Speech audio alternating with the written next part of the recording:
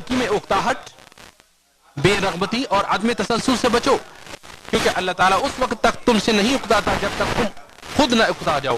سب سے بہتر اور اللہ کے ہاں محبوب ترین عمل وہ ہے جس پر ہمیشگی کی جائے گرچہ وہ کم ہو۔ آپ صلی اللہ علیہ وسلم نے ارشاد فرمایا اللہ تعالیٰ کے نزدیک پسندیدہ عمل وہ ہے، اللہ تعالیٰ کے نزدیک پسندیدہ عمل وہ ہے جس میں ہمیشگی برتی جائے اگرچہ وہ کم ہو۔ اسے وہ بخاری و مسلم نے روایت کیا ہے۔